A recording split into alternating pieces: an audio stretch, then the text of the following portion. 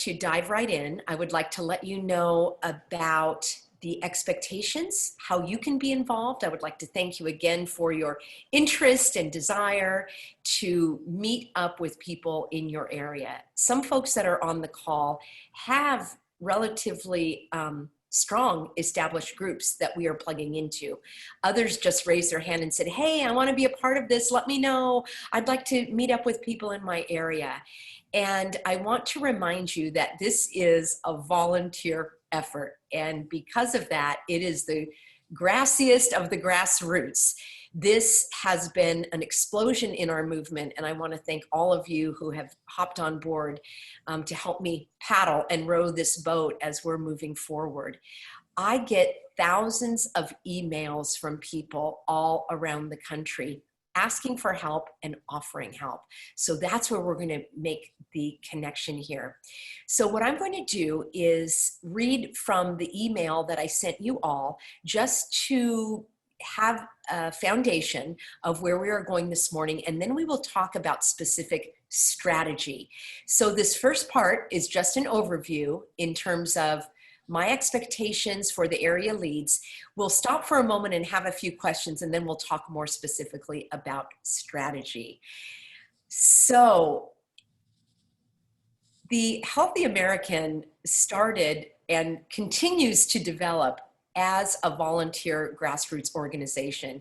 We are solely funded by the generosity of people that send in donations, so we are able to keep the website running. I'm able to do my video production, get those videos out there, do some outreach, some local travel to events and so forth. And so I want to thank you for that.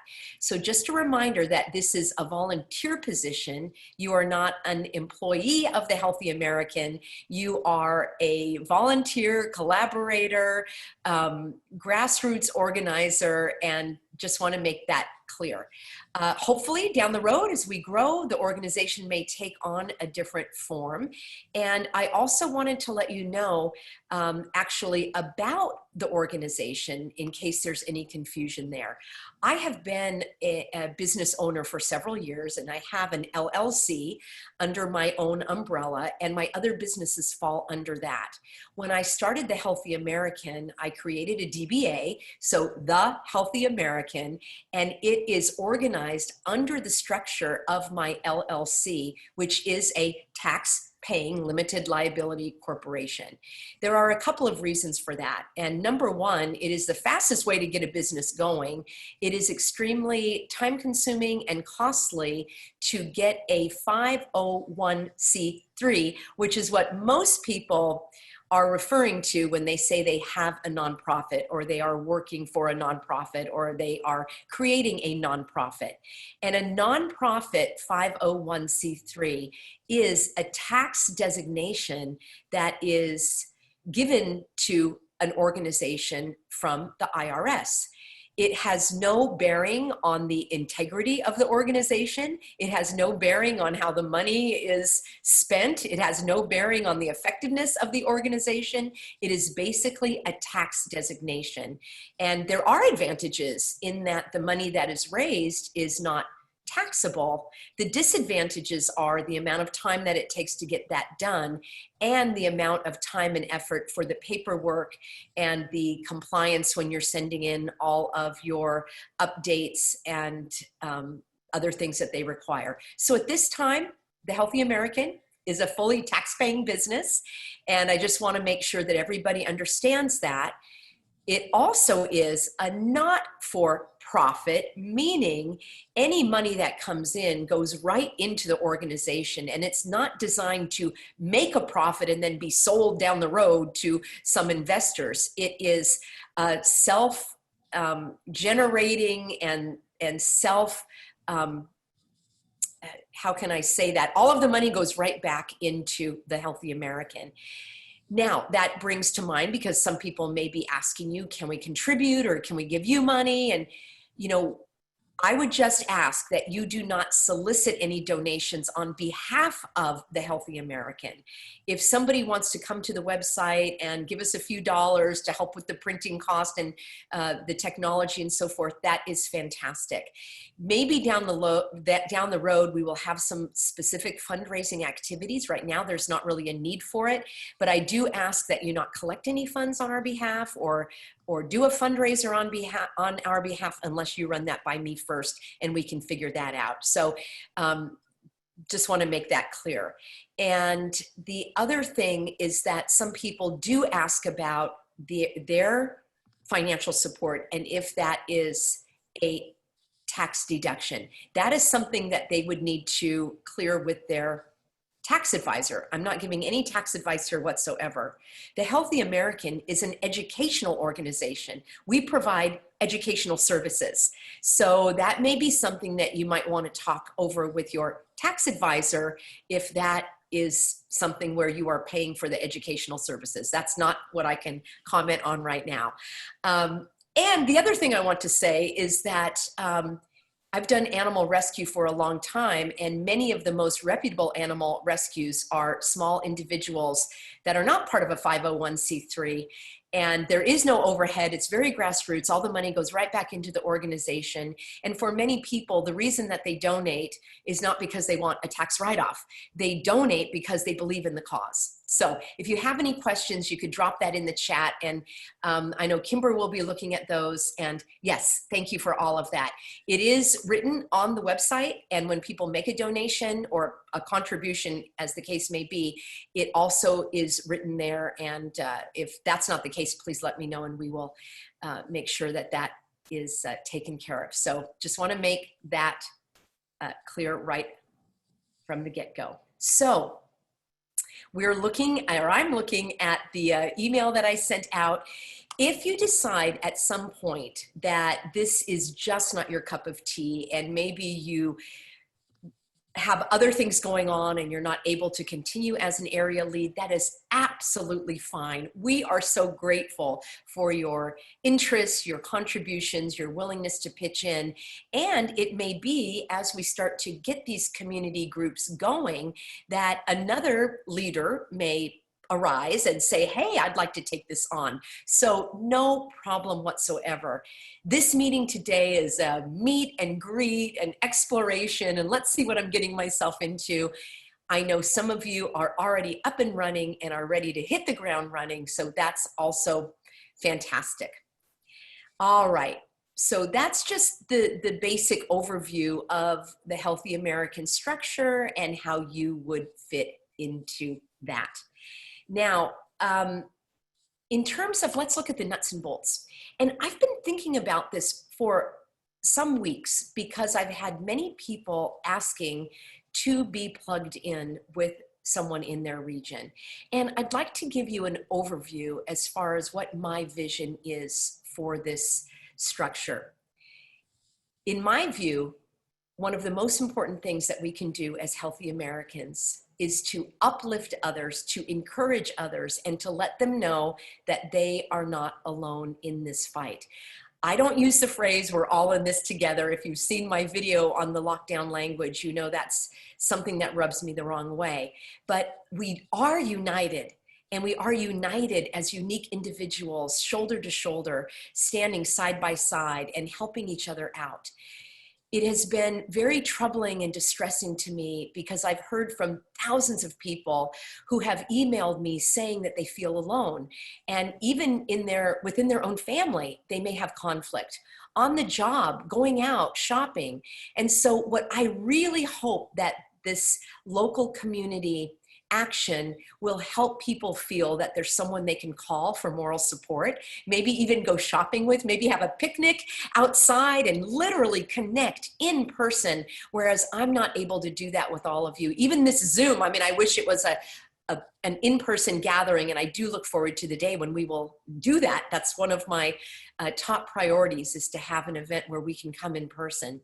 So even if you feel, and you may say, you know, Peggy, I don't know how to read the laws. I don't know how to find the health orders. I'm not very good at letter writing. I don't know where to get the emails for the corporate offices. that is okay. Think of yourself as a connector. All right. And I'll talk a little bit about the nuts and bolts. But basically, you are a representative of the healthy American in terms of really rallying the troops, of keeping the morale high, because despair is the enemy. Despair is the enemy of hope. And when people feel that what they're doing is not gaining traction, or they feel that they are alone, we don't want those individuals to jump ship, right? We want to keep them on board. All hands on deck. There is a role for everyone. And your role as an area lead, in a moment I'll tell you specifically, but it's really to be that local area representative, so people in your region, and it may be a far-reaching region, they feel that they have a connection and that they can start to build that community. Just as an aside, I believe that this is the type of society we are going to have going forward, where there will be smaller local communities where people are creating new ways of living. Maybe I'm overly optimistic, but the schism that I see in our country, it looks like we are going to be creating very, very local communities and interactions. And I, for one, am thrilled about that. And so it's of utmost importance that we identify those in our local areas that we can count on. So I said a lot. I will take a quick look through the comments. And LinkedIn, yes, I will have to get that going as well. And we'll take a look here. So your main functions as an area lead. What I was envisioning is a place on the website that will say connect locally.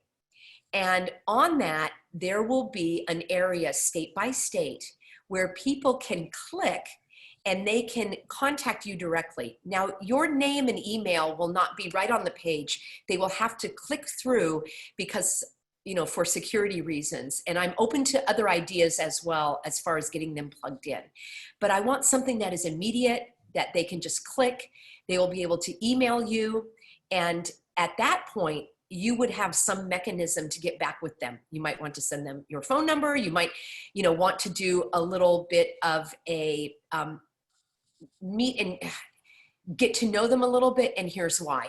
Unfortunately, now that the Healthy American is gaining more publicity, that also brings out the naysayers. And we need to make sure that we are very secure in our communication. And so I don't really want to have your phone number and your email just out there for anybody to come and sabotage our efforts. So right now I can do a form where they can contact you, and that will not be available for those to get spam and all of that. That's my hope.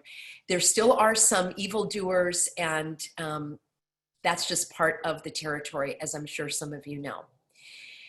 So we will, after our meeting, I will send you additional information so that I can make sure I have your preferred method of contact. What I would recommend is not using your personal email address. You might want to create a new email address.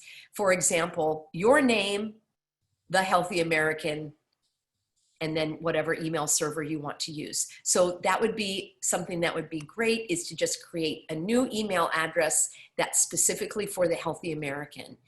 There are email services that you can use, such as MailChimp or Aweber. Now, this may be once your local group starts to grow. For now, if you have 3, 5, 10 people, I'm sure you can email them, and it won't be too cumbersome. But I can also help direct you in areas if you need that. And I'm open to ideas from those of you that are database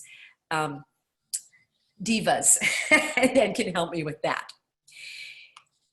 My idea is that not only will you be giving moral support, you will be a person in that area that someone can connect with, but you or someone you can corral to help you will be the touch point person for any meetings and events in your area. For example, I'm in Orange County, and those of you that have been getting my emails know that I email specific information about the Board of Supervisors meeting in Orange County. And that may be interesting to you, but it's not that relevant to you if you don't live in Orange County. So my idea is that you would be able to identify when and where those meetings are, whether it is at the county level, at the city level, or maybe you are even involved in something going on in your state. And you will communicate that to the people in your community, the days, the times, maybe the talking points. And we will continue to have strategy calls every week so that I can answer your questions and be the person here so that then the information can filter down to those in your community. Many people are unsure as to how to even find emails for their government officials, where these meetings are, literally, where are they? How do you park? Where do you go? Do you have to sign up? And these are things that you could educate them on and encourage them on. Very, very important is to be up to date on the local urgent issues in your area. I had an interview this morning, some of you may have seen it, with the amazing Dr. Sherry Tenpenny from Ohio, who was one of the first sane, rational voices in this, I just call it chaos, that we have been plunged into. And she was telling me about the local health orders coming from her municipality, her little town, and they were absolutely astounding. And I've asked her to send those to me so I can help make sense of them, because the things that they are requiring are absolutely ludicrous. And I don't believe there is any legal authority for that.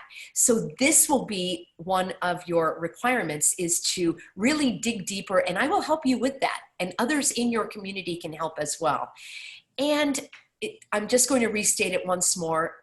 The most important thing is to develop and grow the local community in your area.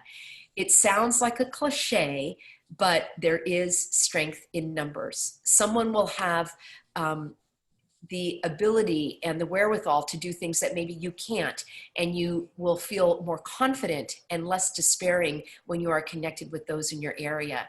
Some of you have agreed to take on a very large area, like I can do Florida, I can do Northern California. That's fantastic. And as you start to identify others that might be more local in cities, then we can continue to branch off. As I say, this is very grassroots. We are building the ship as we're sailing it, and we will continue to learn and grow from your experiences as we fine-tune things. So when we are talking about communication, and we are going to be addressing some of your issues here, yes, and I will go through the comments a little bit later. And right now, we're going to be talking about structure and organization, and then we can get into the nuts and bolts of how horrible things are in your area. When someone contacts you, it's very important to get back with them in 24 hours, if possible. That is where you are going to be helping me immensely. I do have some help here, people that are calling through the emails. We literally get, but I have several email addresses, and we literally get about 1,000 emails a day that we are sifting through and sorting and getting back to. With you on board, we will be able to get through these much faster, because I can also forward you the emails of the individuals that are interested. And once we have that page on the website, rather than coming to me, they can go to you directly. So if at all possible, get back with those people as soon as possible. And if you are going to be doing an email service, in fact, for those who are interested, we might do a phone call on that, and I can show you how I do it. It's very easy. You can have an autoresponder and have people get a reply from you right away. Every Monday, we will be doing the strategy call. So I will help you specifically on what might be going on, things that have worked here in Orange County. We can share ideas, all hands on deck.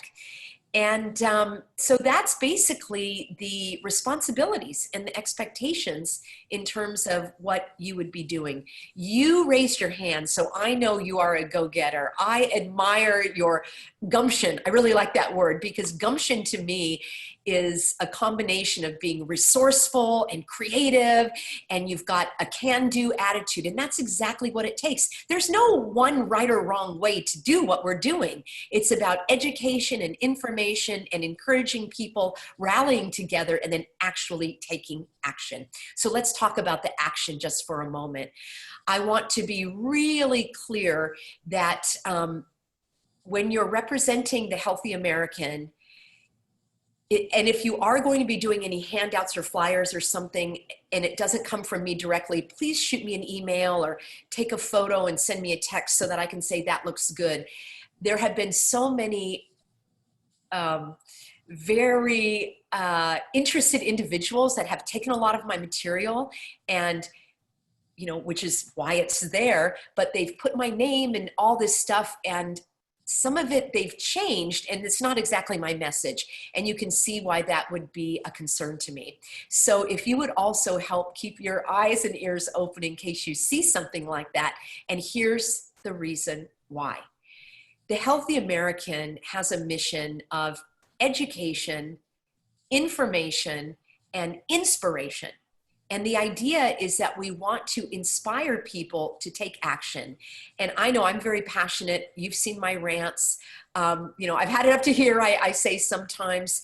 And that is all well and good. And it's natural and understandable to have strong emotions and passions and to act with zeal and fervor. And that's wonderful. I want to make sure that we maintain a sense of integrity and professionalism, even in our passion, even in our passionate speeches, and when we are, being very pointed in our discussions. So the line that I draw is this: I do not present or promote death threats. I am not demonstrating on someone's front lawn.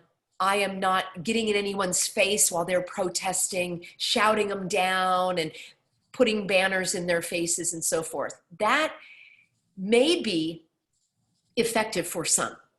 For the Healthy American, I would like to, and it's very important to maintain the healthy aspect, meaning wholesome, we're American, freedom and all of liberty, law-abiding citizens, all when it is lawful.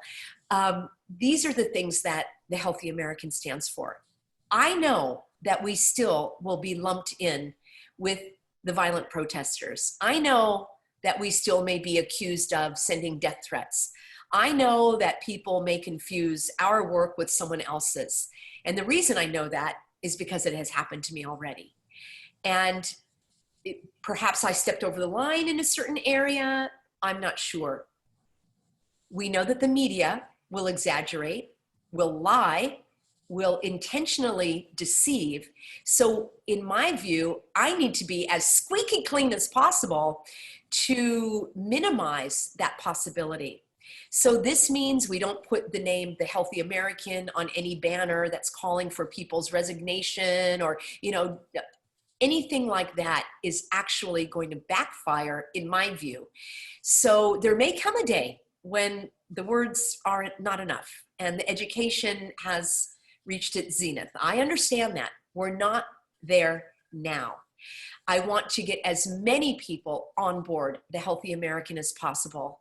There are many that are what I would call warm leads, in that these are people that are been sort of sitting on the fence. They may have reluctantly been complying because they don't know that there's another option.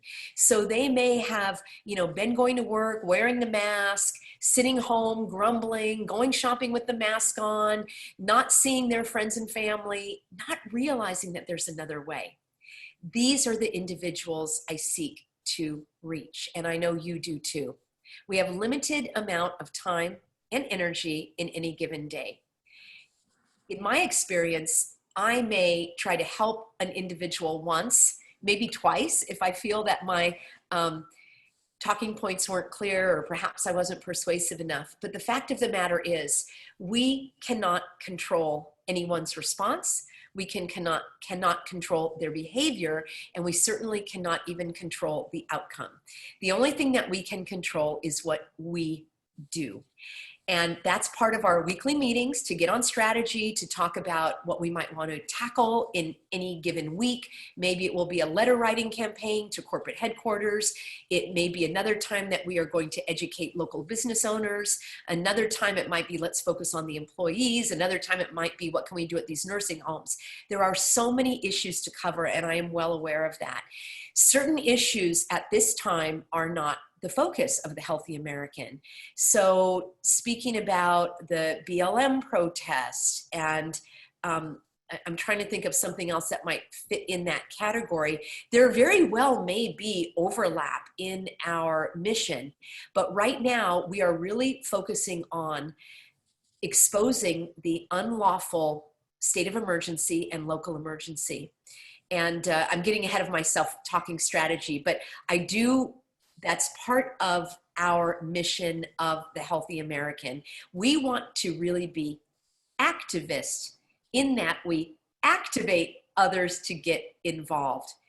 Everyone has different gifts to share. Not everyone may want to write letters or speak in front of a county board, and that's okay. There may be those that can make a phone call to let people know about a meeting. And that's part of what you'll be doing as an area lead, is plugging people in and directing them in that manner.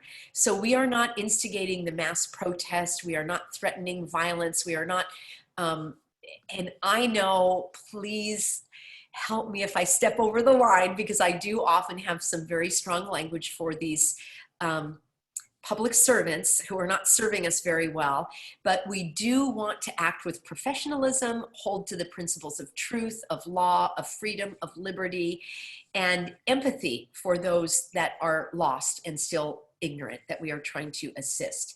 So we'll talk a little bit more specifically about that. So the main areas of focus are understanding the laws and the policies.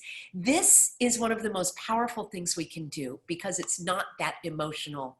When we are having emotional encounters with people about mask wearing and you're selfish and why don't you care for others and you're killing people, and it is very, very difficult to make any headway because it's all coming from the emotions. And I understand that very well. And there is a time for that. But in terms of moving the ship ahead, when we focus on things that are irrefutable, like black and white law, what is printed on these websites before they scrub it, how can we expose this? Let's have some techniques for creating dialogues and developing allies in these organizations. I truly believe that OSHA and the FDA and maybe even the health officers, the local health boards, might even be some of our greatest allies once we start to develop these relationships. It is very hard to, how does the saying go, stuff the genie back into the lamp? Once we expose and we know what's going on, it's very hard for them to cover their tracks. They're trying to do that, which is why all the confusion is coming out. We will talk about key individuals to develop relationships with, and not to be afraid to enter these waters. And we need to stay informed and up to date. Confusion is a tool of the enemy. So I decided on the Healthy American website, I am going to take down the current health orders because they're not so current anymore. I will replace that with a how-to video and step-by-step to educate people how to find and understand the health orders in their community. This way, you as an area lead can direct people to that resource, and you can also understand how to do it yourself. And that's how we continue to grow the ranks of the Healthy Americans. So we'll have many more Healthy Americans joining us. We will also be focusing on not only finding out where to get the information, how to understand the information, and then where and how to contact the individuals that need to be contacted, whether that is at the corporate headquarters of CVS and Smart and Final, trying to educate them, or whether it is at the local law enforcement level or your HOA, your community association, and even your city council, as well as county and state. I am obviously in California, and I know that different states are organized differently, although there are some commonalities, and that's what we're going to be getting into. We also need to develop relationships with the school administrators, with the school boards, with the teachers, with the parents, and some groups are already well established in the parent group arena. I do want to take a moment to digress and to thank those of you who did sign up with one of our partner organizations called CPOC. And I do apologize if that communication was cumbersome. It again is an example of how this is grassroots, volunteer-led, and we are looking for ways to communicate more smoothly and to get the database more robust. And that is what we will be doing going forward. If you have not heard from them, perhaps that time will come. And if not, we will have you plugged in here specifically with the Healthy American. So the other thing I wanted to mention is that because we are not focusing on BLM and the Antifa riots, on the flip side, we also are not at the Healthy American. Of course, you individually, welcome to do anything you like, but in terms of flying the Healthy American banner, at this point, we are not endorsing political candidates. We are not fundraising for political candidates. This, you know from my own speaking that I am a conservative, liberty-loving, small government type of person, but this is not a political action committee, and we are not fundraising for any political candidates, and that actually is a legal delineation that I would like to make. We probably are like-minded in many areas, but that's not going to be the focus right now. So if you are wearing that hat of fundraising or doing rallies for certain individuals, that's fantastic. I'm all in favor of getting freedom-loving conservatives into office, but I would just ask that that's a different hat that you wear at that time. And if you have any questions, just email me and let me know. So it is not a political action group. It is a grassroots community awareness group, and that is a good way to describe it if someone asks. You can say that it is an organization that is based on education and information to inspire others to take action for truth and freedom. That's a mouthful, I know. I'm sure you'll have it down pat, and if you have any questions, you can let me know. That's all on the email that I sent you. And just a reminder, if you're going to use the Healthy American name or website on any written documents, just clear that with us first. Otherwise, just use what you like. If you're printing out health orders and you want somebody to understand how to read them, by all means, I mean, that is your absolute right. So this is our kickoff call, and I'm so glad that you're here. I am going to take a breather just for a moment and take a look at the comments here in our chat to see if anything has come up of interest. And if you, let's see. Yes. Okay. Perfect. All right. I'm just doing a quick run through there, and I will answer all of those questions specifically. I think it is a great idea if you would like to get a Facebook group together for your area. Definitely make it a closed group with questions that they need to answer in order to be approved. And that may go through you first, or if you have someone helping you on that. It's very important that the Facebook groups are closely moderated, because there will be those evildoers that will want to sneak in and distract you from the work at hand. And so it's very important to keep that private and closely controlled. Others were asking about LinkedIn. That's not a platform that I'm active on with the Healthy American, but I will do so, as well as Twitter and Instagram. I mainly have been on YouTube and on Facebook. So yes. Okay, take another look here. Yes, okay. Just reading, can we do a state group from this leadership group and then also have the battle plan together? Yeah, I think that is a great idea. What our very next steps are, friends, is that I am going to send you a form that you can fill out, and you can confirm or unconfirm your desire to continue or to dive in as an area lead. And we will at that point know who is in what state and who is in what region.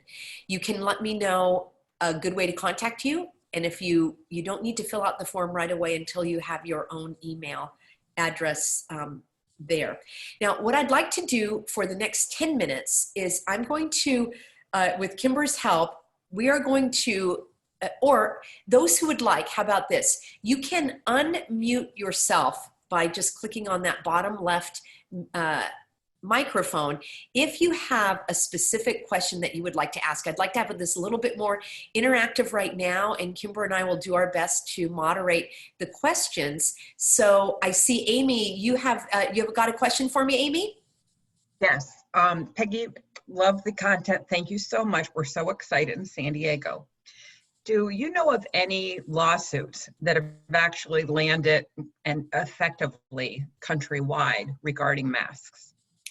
When you mean countrywide, you mean in each state? Because anywhere in the country around masks. We've got a lawsuit in process, as you know, but we are wondering if there's been any lawsuits that have been successfully executed regarding masks. Amy, that will be a very happy day when I find that out. Okay, that is my, yeah. And Amy, would you just give a little bit of background, because what you're working on and who you're involved with is going to be very interesting for the rest of our leads here. Sure. So I'm involved with other folks that are statewide in California, but we do have a lawsuit from a young person under the age of 30 went and filed a lawsuit against our governor. Well, initially it was against the health officer, then it was extended to include the Board of Supervisors. Now it's been escalated to Governor Newsom in California, and it's specific to 3 topics: masks, the schools, and reopening business. So we've been very blessed that we put a GoFundMe out there and already raised enough to pay for the lawsuit to date, and probably for a further process on that. But it's just so admirable that a young person I've never met before, under the age of 30, filed this lawsuit on his own, and we're supporting him in that effort. That's great, Amy. This is something that I would love to see the area leads get involved in if you are so interested. There is such an opportunity for bringing in legal assistance. You know, that I think is going to be key. And I want to speak on that for a moment, because I've been in touch with the attorney who's handling this case in San Diego.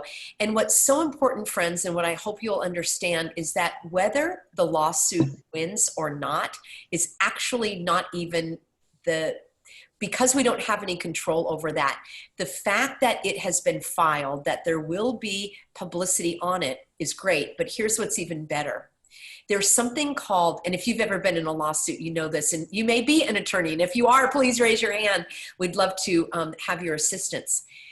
There is something called discovery. And at that point, the attorney requests all of the documents related to this case. So that means all of these hidden, you know, the information and all of that should be made available to the lawyer for his review. And this is where we can really drill down. So I want to talk about that again a little bit more. Amy, did you have another point to make on that? No, that was it. Thanks, Peggy. Okay, I'm going to mute you there. And if anybody else, we've got Maxine, go right ahead. What would you like? Hi, can you hear me okay? Yes, thanks, Maxine. Go ahead. I'm a nutritional therapist, and so I'm very concerned about, and this might be a little more technical, but the airspace underneath the mask falls below OSHA standards. OSHA standards is oxygen levels should not be below 19.5%. The people that I've been testing are falling, well, I've been using a pulse oximeter, and as long as they've got their mask on, their oxygen saturations are falling below what is healthy. So I'm just wondering, how do I get that out? And maybe I'm in Washington State, so if there's anybody in Washington State that can help me find that, or get that out to a bigger public, maybe the Facebook group, that would be a good way. I'm not sure. But there is definitely a health risk to people who are masking all day long. Employees are afraid to complain. I've talked to a couple of gals who are getting headaches. The people are constantly taking their mask off and on just to breathe. So that's my statement and kind of a question as well. And Maxine, you're in Washington? Yes, I'm in Olympia, the capital of Washington. My office is not far from the capital. Okay, great. Yeah, I would like to hear from everybody where you're calling in from. So thank you, Maxine. If you would mute yourself again, I'm going to reply to that. And what Maxine is talking about is very important. I made a video on that. I'm not sure if you saw it, but I was actually the first person to bring that to light. And I'm so glad I did, because it was banned and it was fact checked and it was banned from Facebook. And I'm on, all these on a thin line now of being banned from Facebook because of that very video, which is called OSHA Says Masks Don't Work. And the fact is, OSHA does say that masks don't work. It's on their website in more than one place in black and white. And this is where the mainstream media, it was on the news and other places, said that this was fact checked to be proven wrong. And it's hilarious to me because it was from their very website. So Maxine, you're exactly right. The information needs to get out there. And I am planning on doing a part 2 of that OSHA video. Really, that's what I see my role is as an educator on the big level, so that you can take the information and run with it. And it's very important that people understand this. And before we go on, I'm going to make a comment and then we'll hear from others. There are 2 main issues here, and one Maxine brought up, and that is about the actual science and the harmful, irrefutable, harmful side effects of wearing masks. There's a bigger picture, which is it's actually illegal to ask people to wear masks. And in my view, this is going to take precedence, because they will continue, they being the evildoers, will continue to bring forth so-called experts saying that, oh, actually OSHA was wrong and you can have oxygen levels at 12%.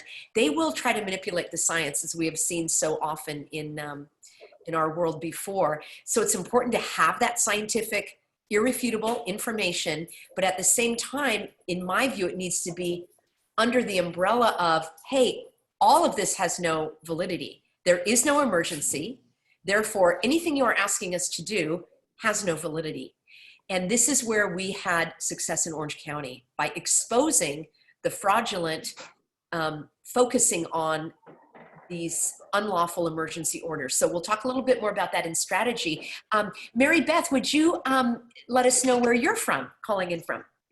Hi, yes, I'm calling in from Pennsylvania, and I actually am part of a task force in our school district that the first meeting is tomorrow, so I'm trying to get this information.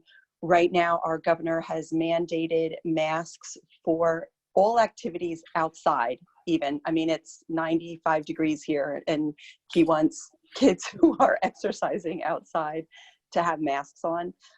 We heard that in certain areas, they're going to start football practice in the summer. They're going to require masks underneath football helmets. And I'm trying to fight that the schools open up and the kids don't have to wear masks in school. Wow, that is really distressing to hear, Mary Beth, and I'm so glad that you are already there. So are you plugged in with a parent group? What kind of size do you have there? No, that's that, and I'm struggling with that. Because so many people are just like you were all saying. A lot of people are afraid to speak up. When I talk about this, they're like, not sure. Even when I share articles with them, I got some from your site, Peggy, share that information, but there's just compliance. And and if anybody else is on the call from Pennsylvania, I would love to hear, because I haven't found too many people who are fighting this. There is one senator who is very much against this, but as you can imagine, he's getting vilified. Who is that senator? In fact, I was actually going to give him your information, but if you Okay. wanted to reach out, it would be great too. His name is Doug Mastriano, Mastriano, Okay. and he has he calls them like fireside chats via Facebook at 8 o'clock every evening. Oh. And I'm really just starting to get involved in this. I feel very strongly. I'm really worried. So I'm like looking for some guidance, but I haven't, like I Okay. said, found any groups locally to join or anything. Perfect. Okay. Thanks, Mary Beth. If you don't mind muting again, I want to welcome you.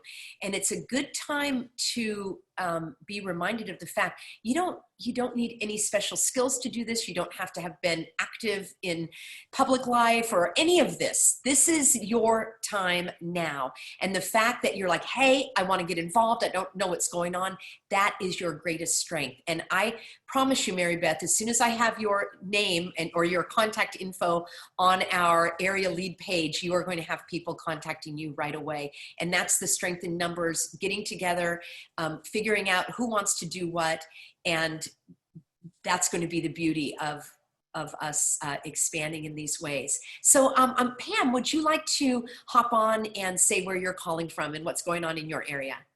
Yes, thank you very much. And I was going to agree with you, Mary Beth. I have the same issues here in Illinois, and I have two 13-year-old twin grandchildren that are being faced with having to wear masks in the fall, and I don't know what to do either.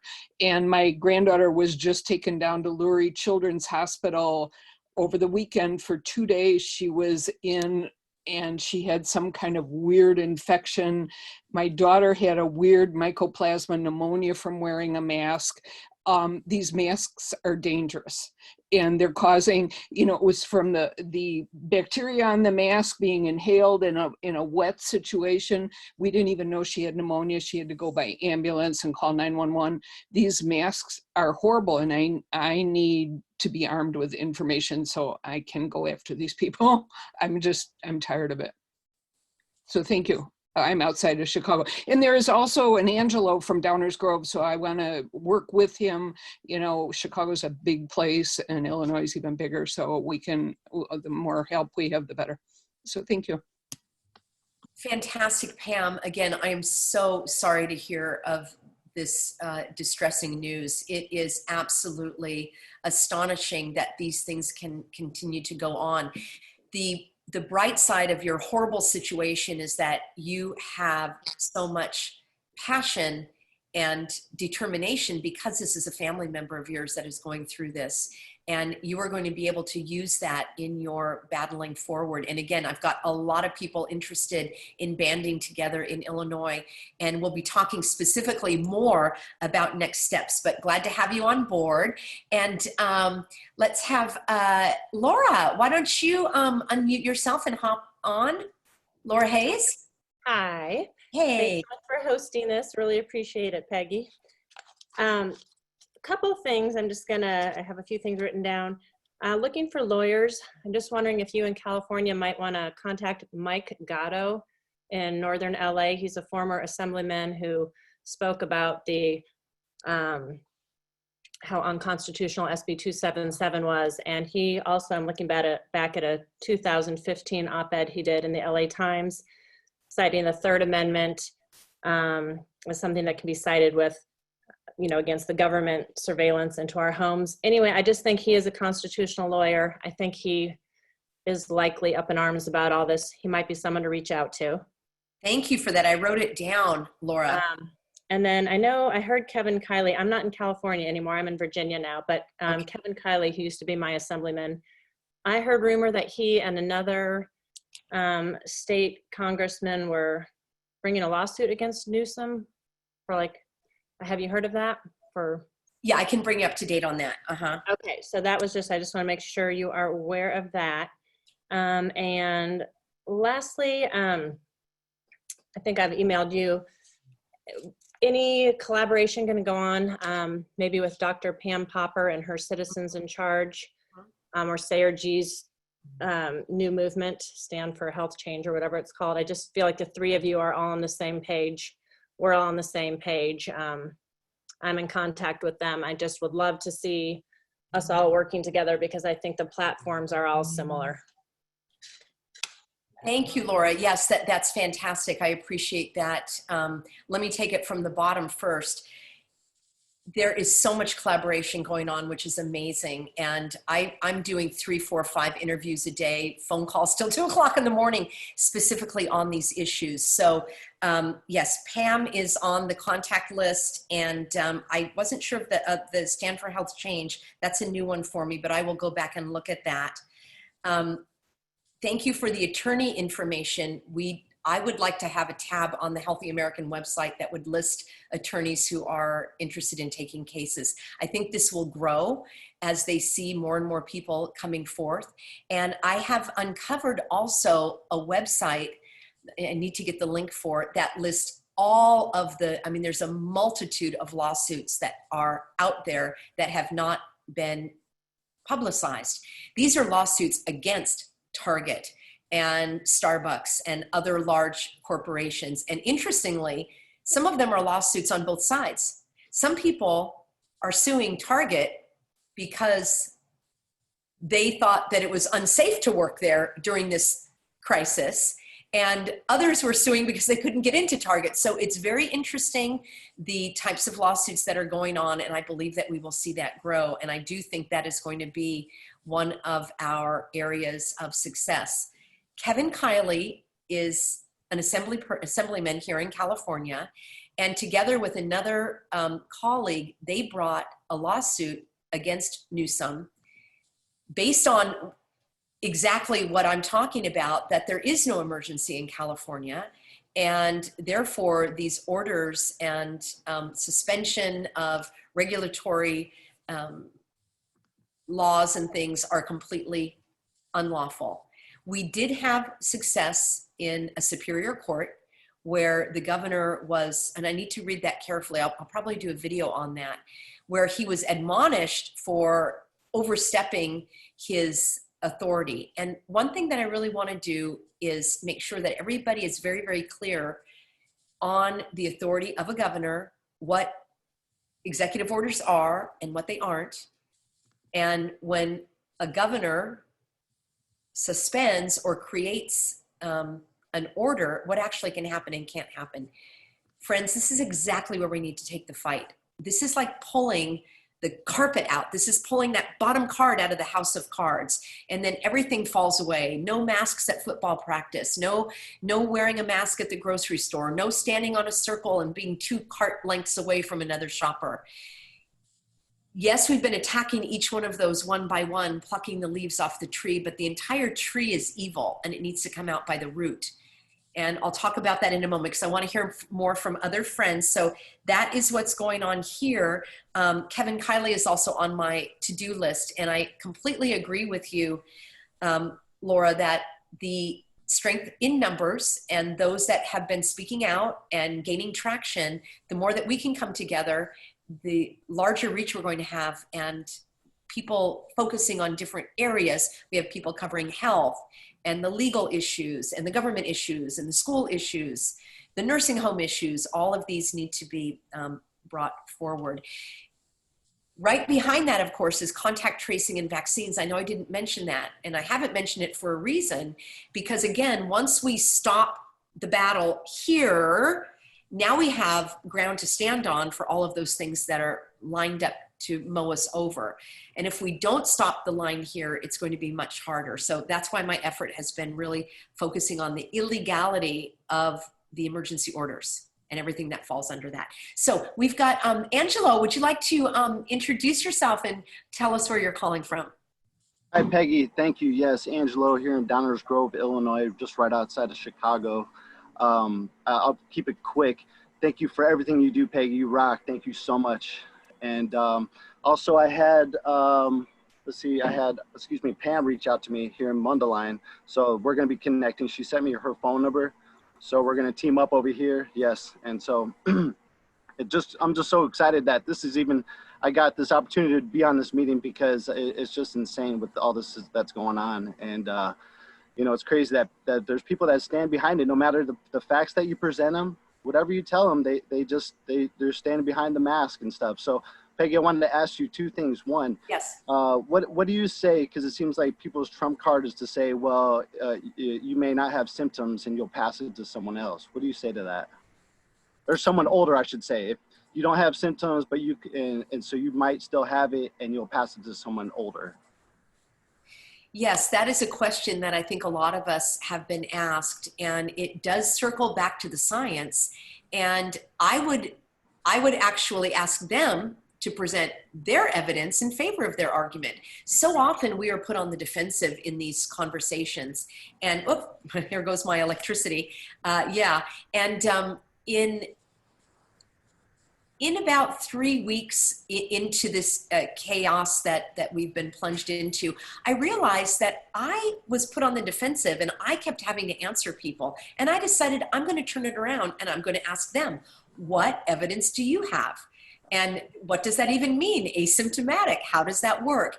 And it's great, Angelo, because then you're engaged in a conversation. And I do have a video called How to Speak Your Mind Without Losing Your Mind. And I would recommend that you watch that. It's on YouTube. And that is going to help you with these conversations where you're doing more of the asking instead of answering, so that you're leading the person to come up with their own faulty conclusion. And the other thing that I talk about and that I really believe is helpful is that whether it does work or doesn't work, it's not required by law. Just like me not blowing smoke into someone's face, I mean, that's just my, I would do that just because I don't smoke, but I don't even know if that is covered by law. So that's why I always want to bring it back to the legal argument that we have a right to our own individual health behaviors, and that's just it. We cannot control every individual's actions. And that's what they are trying to do through this totalitarianism. Did you have a second question, Angelo, that I missed? Yes, perfect. Thanks, Peggy. Thank you so much. I did take notes, by the way. So my second thing is are you going to be selling like merchandise in a sense? I don't know if you guys or anybody thought of this, but I was thinking to have something to say on a shirt saying, I care about people. I just care about, so this, and this. Or you know what I mean? So I was wondering, is there going to be a merchandise store or maybe a collective thing we could do to come up with merch to wear at the stores that says something on our shirt to say, hey, we care. It's just we know the facts, I love that idea, Angelo. Yes. I think that would be very powerful. I've had some ideas, just in terms of, breathe, just breathe, things like this that are messages that we can have. And I love your idea of I care about people. I mean, that kind of says it right there. Yeah. So yes, that is definitely in the works. And I will let you know when that's coming forth. And those of you that do want to volunteer in those areas, let me know. I'm going to take another little diversion before we continue getting to know each other. And my goal also is to have ad hoc committees. And ad hoc means just kind of loose and informal, where we could have people that do have the legal information could group together. And those that, are the graphic artists and all that could kind of let me know. And those that are connected with the schools, those that are in law enforcement. I have a lot of retired law enforcement that subscribe to my emails, and it's very, very helpful that I can get information from them and counsel from them. And again, some of them are under the radar just because of their position and they don't want to be in the public eye, and I completely respect that. So yes, those are two great ideas and they're definitely in the works. So why don't we have Damara from Florida introduce yourself and tell us what's going on in your area. Hi, Peggy. Hey. Very nice to meet you. I'm very excited. I don't know if I'm the only one from Florida, but I can take on the whole state if I need to. But I'm specifically from Pinellas County. We're a little bit more relaxed. It's kind of nice over here. We have a great, sane governor. We love our governor, very conservative governor. Although it's not it's not enforced from the governor's position. It's more just county to county over here in Florida.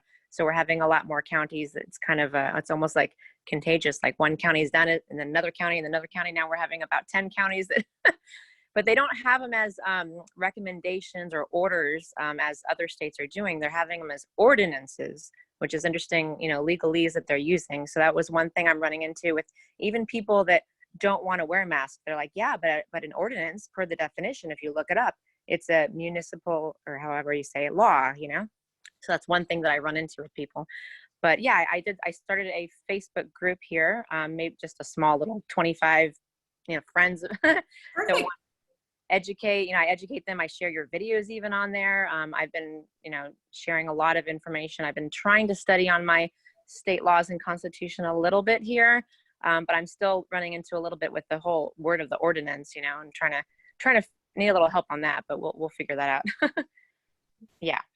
Perfect. Welcome, Tamara. We're so happy to have you. And I can tell by your energy, yeah, you can take on that state. And it's very encouraging to hear that you are not as militant as some other places. Let me quickly answer your question about the ordinance. So an ordinance is a type of law, and it probably was passed by your city council, and that's something that you want to do a little digging on. What I really recommend, and this is where we can really roll up our sleeves and dive in, is that and I don't know why I'm being called on a different computer, but I am. My computers and technology have been very interesting lately. Hopefully that will, there we go. It's very important to understand and to read these health orders carefully. That's going to be the topic of our call next week. We are actually going to hop online, and I'm going to show you step by step what to do, how to look for it, so that you can educate others. What I would like to do as our outcome from this call today is for you to figure out how you want to communicate with people that I'm going to be sending you. Let me know your email address, and it's like all hands on deck. You want to do a Facebook group, you want to do a LinkedIn group, you want to do a telephone tree, you want to meet in the park. It's all great, because that's the beauty of the local community. You are going to do what works for you. I applaud you for getting that Facebook group going. And these things can modify and change and grow and develop over time. So don't worry if you're like, oh, I don't know if I want to do, just dive in, get started, start making the connections, and things will grow organically. And I'm here to support you guys so that you can support those in your community. Now, an order. Let me talk about this for a moment before we continue with our introductions. An order can come from a court, like a court order. You are ordered to appear at this hearing, right? And you need to go. And if you don't abide by that order, that court order, there is going to be a penalty. And it will say, you are hereby ordered to appear at court, and it will have a legal code, because of the authority vested in me in this legal statute. A statute is a law that was passed by your legislative body. And then it will say, if you don't appear, here's your penalty. And it will have another citation to a penal code. And it will either be a misdemeanor, a felony, and it will tell you what the penalty is. That's how you know if something is an official order or just a recommendation. A recommendation, a directive, guidance, guidelines, reopening. Here's another one I heard. The protocol, the official protocol. That's not a law, okay? That sounds, they're coming up with these words because we're calling them on it. A directive, you know, one notice that I saw said, well, we just expect that you're going to be a good neighbor and follow this directive. A directive is not a law. A protocol is not a law. Guidelines are not a law. But an ordinance is a type of law. It was passed by a lawmaking body. It doesn't mean that it's lawful. These ordinances can be challenged. Every law can be challenged. This is where we're going to get our legal minds in here. I'm just speaking of the knowledge that exists, but these laws can be challenged in an administrative review. Were they made according to the lawmaking process in your state and area? They can be challenged in a court, and that is what we are going to be doing going forward. So if there is an ordinance that carries a penalty, It is a type of law, but it is not a statutory law. And that is the phrase that I've been using. A statutory law is a law that went through your state's legislative process. There was a bill introduced to the lower house of your legislature. It was debated on, there was public commentary, it went into committees, it got passed, and then it went to the upper house. In California, that's called the Senate. And then they do the same thing. It gets worked on in committees, there's public debate, you can go speak, there are hearings, it might be modified, it might even get kicked back down to the lower house.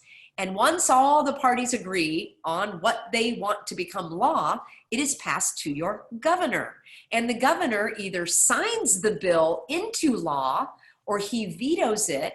And different states have different rules regarding that. But then it becomes a statutory law. The governor signed it, but he didn't create the law.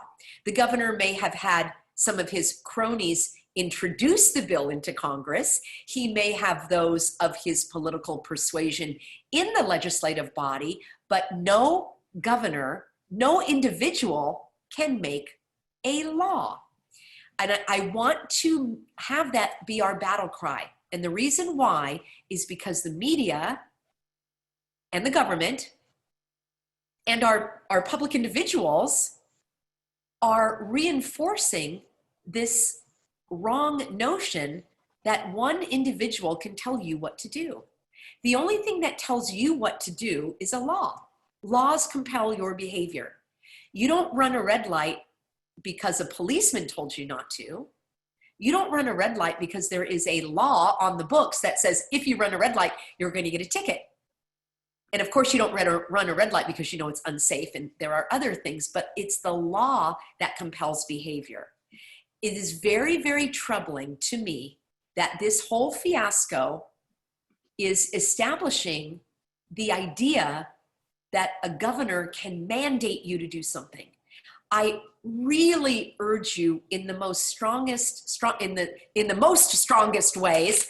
How's that for an English teacher? That you eliminate that phrase, mask mandate, he mandated, there's a mandate. It is a word that is hard to pin down. A mandate may be that someone is just strongly encouraging you to do it. So that language is being used on purpose by the powers that be because it is kind of wishy-washy. So is it an order or is it a recommendation? And I have some of the most hilarious letters that people have sent me back and forth with their public servants at the health officer level saying, can you tell me, is this a law or is it a recommendation? And they will twist themselves into a pretzel to say things like, well, you know, the interpretation might be it's like, no, it's either a law or it isn't. And this is where our fight is. And these people are wising up, which is why they're coming out with new orders and backpedaling on the orders and saying, well, I didn't really mean it that way. This is brilliant. This is exactly what we need to do. And we will do roll up your sleeves next week and go through it step by step, but I hope I've given you something to go on so far. So let's have Tarak. Would you let me know if I'm pronouncing your name correctly and where you're calling in from? Tarak? Uh-huh. Don't know if you can hear me. Okay, maybe we'll go on, and if you maybe need to turn up your volume or unmute, we will go on to, hey, Dina, can I ask you to hop on and unmute yourself? If you'd like to introduce where you're calling in from, Dina. Hey, there's Dina, hi. Peggy, thank you for having me here. I'm from Florida. So there's Tamara, I believe she's from Florida, and she has a more lenient governor. I mean, we do have, it's in debate. Last week, like we say, we won the no masks in with the commissioners. So 3 out of 4, I believe, or 2 out of 4, I'm a little nervous here, voted no. So it's going back to debate this week. And it's a little nerve-wracking because knowing what it does, knowing what it does, and I've been restraining myself because my significant other soulmate works in a nonprofit for the museum at the Elliott, and he gets funds from the county. So I can't really expose myself, but I'm here to support. Can't put my name out there, it'll ruin him. But I'm here to support now that I know more of what we need to do to proceed. Perfect. So I'm here. I might not show up as a leader, but please use me in the areas that you can. Perfect. Okay, thank you, Dina. I really appreciate that. You can go ahead. Do you have another question for me, or do you want to? No, I'm just so happy that you're doing this. Thank you. Thank you, Dina. All right, we'll let you sign off there. That is really important what Dina said. There are many individuals who want to be active, but they need to be under the radar. I completely understand and support that. For many years in different things, different issues, I had to be under the radar as well because I was in a public, in the public eye, and I didn't realize at that time that I was putting, I chose to do that instead. And now it's like all bets are off. And I have a great deal of empathy for those who are not able to be visible right now. Don't worry. We're all doing this fight exactly for that, that one day we will be able to be free, speak our minds freely, and glad to have you behind the scenes, Dina. You'll be able to support those who are going to be more visible. So how about Gretchen? Gretchen, would you like to join us and unmute yourself and tell us where you're calling in from?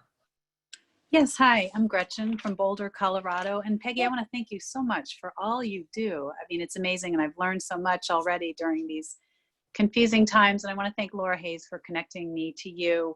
So I'm really concerned about the schools. I have 3 children. One is headed to high school and the other 2 are in college. And what I'm seeing coming from these universities and public schools is quite disturbing with regard to just everything, but mainly the mask wearing. And they want to have our children masked for 7 hours a day in public school. The colleges are the same thing, masking, you know, in classes, masking outside on the campus. So we're trying to have a meeting, a group of parents with our public schools here, but it's just so concerning that we can, you know, muzzle our kids for hours on end without there being any health consequences. And also in Boulder, and I looked more into this and this was confusing, but I think you answered my question a little while ago, that there's a health order and that if you're not wearing the mask in Boulder, you could be fined up to $5,000. But I don't know that they're enforcing that, but I guess there is a law on the books then, because that's what it's, I believe. Is that correct, would you think? Well, that's something you're going to need to look into, Gretchen, because that seems like a pretty hefty fine for a misdemeanor. And in most communities, they've made the wearing a mask a misdemeanor. Basically, you get a citation, like an expensive parking ticket, or, you know, it's like you went fishing without a license, you get a citation. It is, you know, not a criminal penalty. It's a civil law, it's not that civil, is it? But that is how it is categorized in the law. So yeah, that bears looking into. I'm so glad that you're there. You're in an extremely tough area. I know that community, and my heart goes out to you, but that's why we want to get all hands on deck. The other beauty of our leader meetings every week is we will be able to share information that has worked. So even though locally you're in Boulder, there might be somebody having success with the school district in Florida, and they can say, here's what happened, and this is what we did, and this is what they did. So we also can be organized topically as well as geographically. And I know that there will be people in Colorado. I had a lot of interest there. So if that's okay, we'll go ahead and move on so we can get through some of our others. I know we're going longer. Thank you so much. Thank you so much, Gretchen. So glad to have you on board. If anybody does need to leave, I know I said this would go from 10 to 11, and I am recording it. I'm also going to save the chat, so you will be able to see the chat. I will respond to those comments as I can once we are offline, and you can also watch the recording on your own time if you're not able to stay. So Holly, would you hop on from Hawaii and give us a brief intro of what's going on there? If you can unmute yourself there, Holly, I think you're still there. You go. Hey, Hi. hey, Holly. Hi, Peggy. Thank you so much for all of your everything you're doing. Yeah, I am here in Hawaii. I do have to apologize because I didn't make it on the beginning of the call, so I might cover something that we already talked about, but I'll listen to the recording. Hawaii has some of the lowest case numbers and the lowest deaths in the entire nation, and our government keeps doubling down on the orders. Just on Friday, they expanded the mask order, and they are also, what I find troubling is they are pushing through a bill right now to give the director of health an extreme amount of power in the case of a public emergency such as this. So the new law, or the bill I should say, that is introduced, that was just passed, it hasn't made its way all the way to the governor yet, but it would basically allow the director of health almost ultimate power over our health in a case of another virus or another something of this nature. And that's one thing that I haven't been too involved with, but I do think there's an opportunity there to get our voices heard before that goes any further. Unfortunately, Hawaii is pretty much a one-party state. So once they introduce something, once one party is on board, it pretty much makes it all the way through. But I do think there's an opportunity to push back on that, because giving an unelected person, such as the director of health, that kind of control over our health is really troubling. Thank you. Yeah. Anything else, Holly? Thank you. Oh, no, that's it. Sorry. Okay. Thanks, Peggy. Well, welcome. So glad to have you. I know there are individuals in Hawaii. It is one of the most puzzling situations to me, in that there are basically 0 deaths, far fewer than the regular flu. I've studied these numbers, and you're absolutely right. What you're facing in Hawaii is what we already have in California, is this enormous power to the health officer. And what you're speaking on is a legislative issue, which is definitely one of the buckets. So like we have a bucket of, concerned parents with their children doing sports and going to school. And then we have a bucket of like, what can we do legally about this? And then we have the bucket of how do we even talk to people about what's going on? And then we have the bucket, the most important bucket, is all of this legislative stuff that has led us to this point. And there either is going to be a overturn of some of these egregious measures, or there's going to be a new way of living in society. And that's going to be very interesting. And I know you guys are up to the task. You're rolling up your sleeves and getting ready for that. So I want to continue to hear from our folks that have joined us. And this is so great to get to know each other. And I would like to have John, John Connolly, are you there? Want to hop on and unmute yourself in the lower left corner? Yep. Hey, hey, John. How are you? Doing great. Where are you calling in from? I'm calling from just outside of Seattle, in Washington. And my biggest concern right now is I have a 7 and 9-year-old who are going to be forced to wear, masks in school. And they've got this hybrid, we're in the Lake Washington School District, and they've got this hybrid model that's just terrible.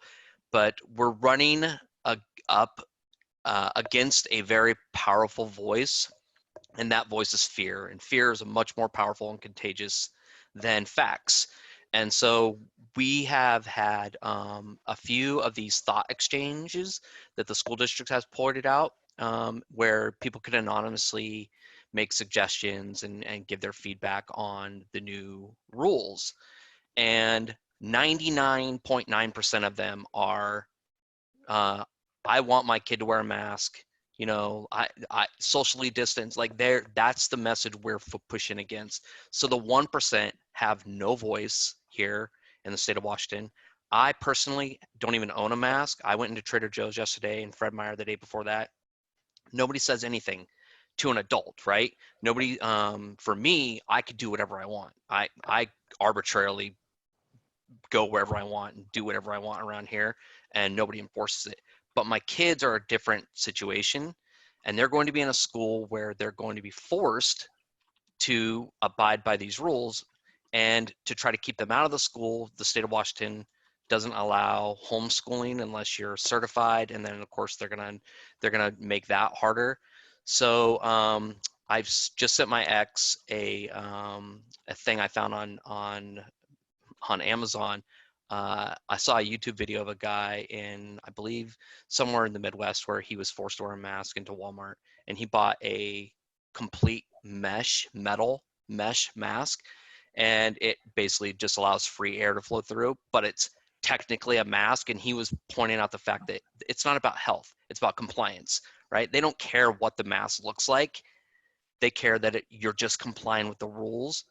So my ex and I are talking about like face shields and trying to find anything other than a cloth mask to cover our kids' face, and or moving out of the state. Like Yeah. that's our options, and it's terrifying. Right. Well, thank you, John. And I know there's some other folks here from Washington, so you'll be joining forces. And it's almost like which state is in the running for the worst state, and I have to really put Washington at the top of the list. It's almost like that governor was Inslee. tapped, from the powers that be. Okay, like you go out and do all this and we'll see what happens, because he has come out first and worst. And the things that he has said, it's kind of, they call it testing the waters, right? They put him out there, let's see what happens. Are people going to comply or not? And unfortunately in Washington, at least from what I'm hearing, people are complying. And I need to go back to the root again. And we've got a couple things going on here, friends. The ship, they're trying to torpedo our ship of freedom. I'm just going to use the analogy of, the seafaring thing because it appeals to me and it makes sense. We're on the ship and we are trying to, sail these stormy seas. And right now we are bailing out the water, right? There's an emergency going on. We got to get the water out because the ship, they want to bring it down. The water is like, can we get a mask that they can breathe through? And, maybe we can explain that it's really harmful for the oxygen.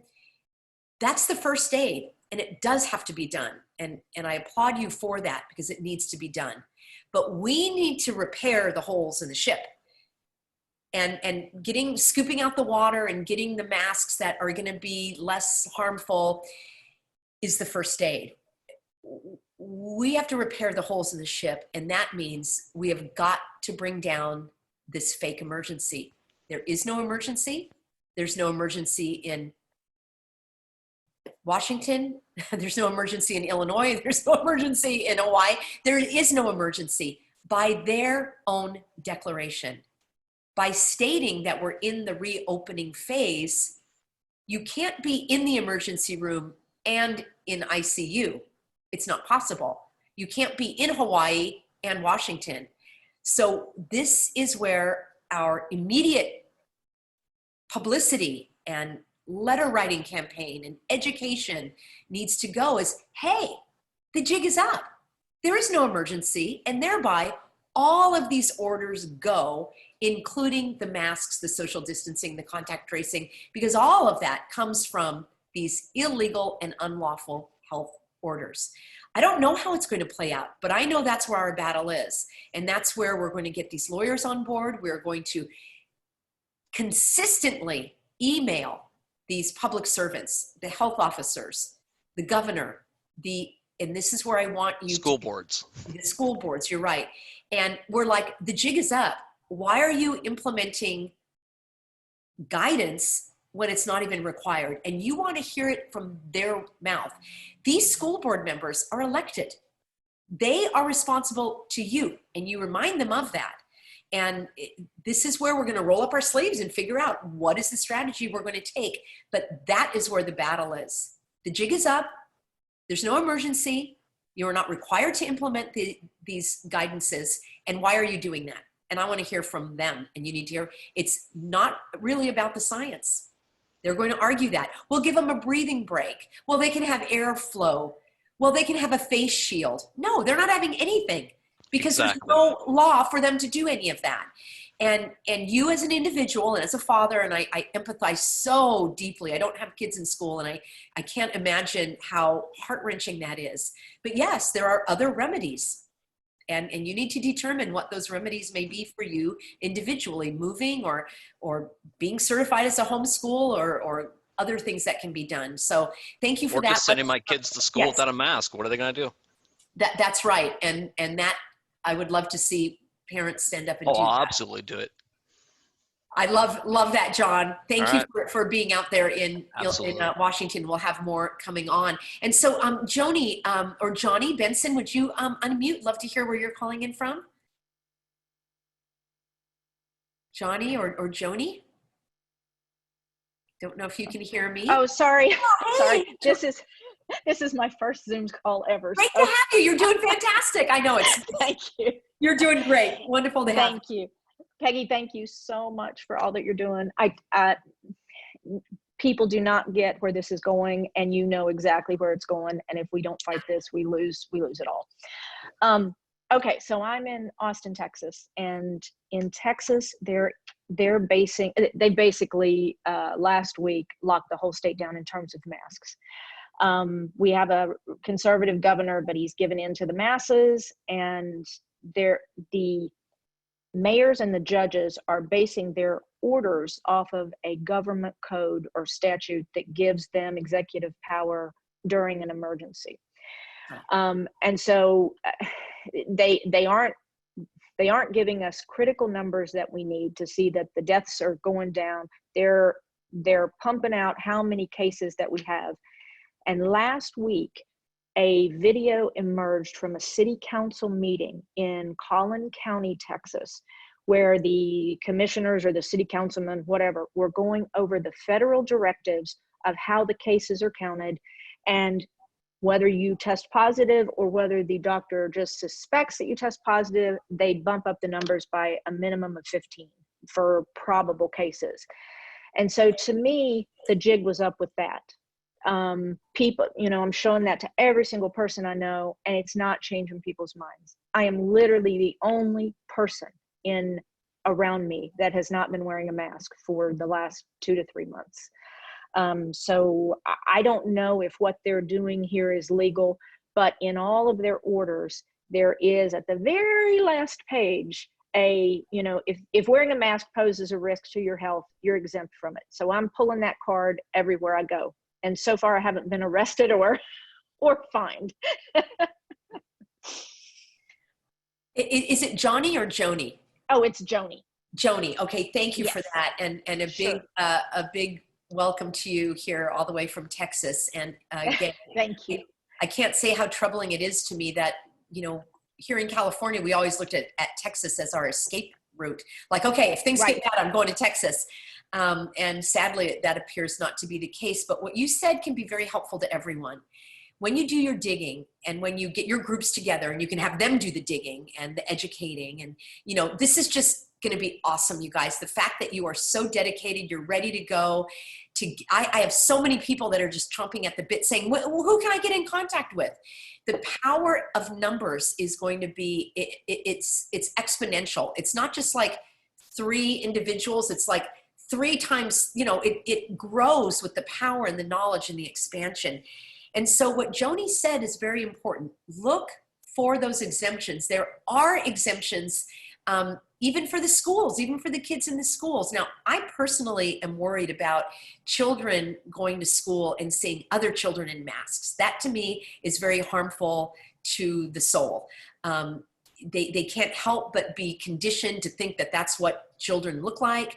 There will be some, undoubtedly, some peer pressure.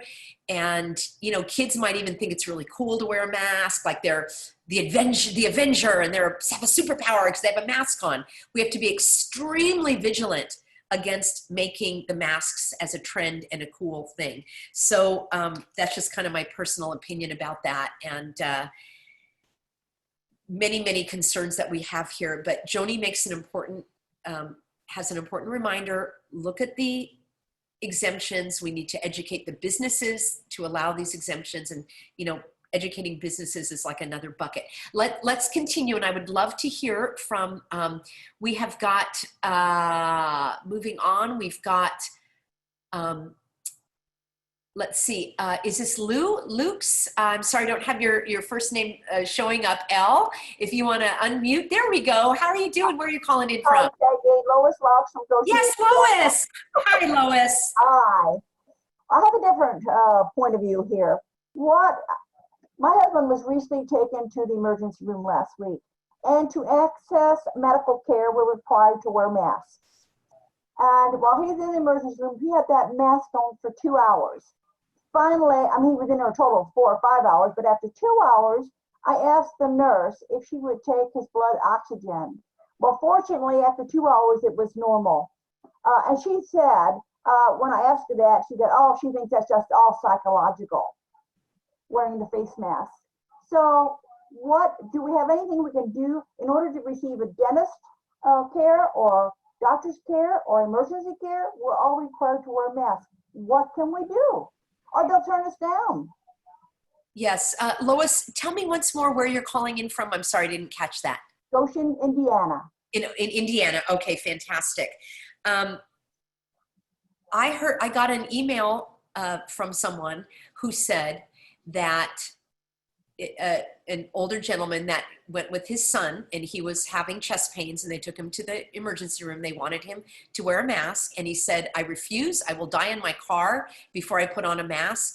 And he walked back to the car, and the head nurse came out and said, you have patient rights. You do not have to wear a mask.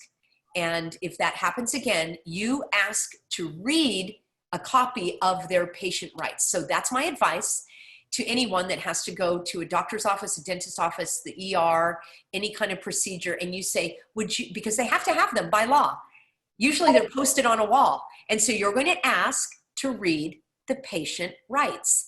Now, I haven't read them recently, but it worked for this gentleman. So there must be something in there that says you do not have to accept, because what they are doing is they are requiring you to do a medical intervention, and you have the right to refuse any medical care that you desire. And this is where our fight is. And Lois, you and your husband, you guys are like the ground troops for us. You are going into battle ahead of us, because that is true. You'll want to get dental work done, or have a broken arm or something.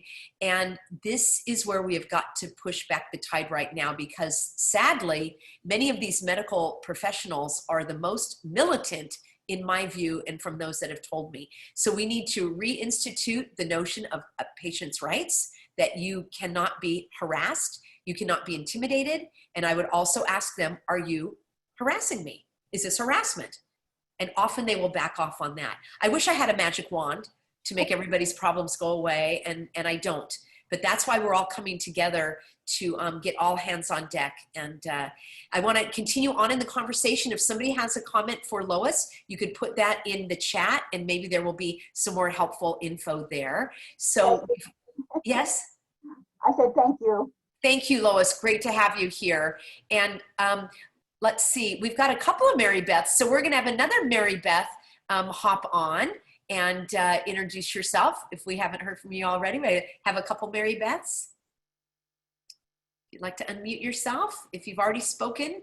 Yes, hi Mary Beth, where are you calling in from? Hi, Peggy, sorry, this is the Mary Beth from Pennsylvania. I actually started this from my home, and then I dialed in, but I wanted to keep both going. Okay, Sorry.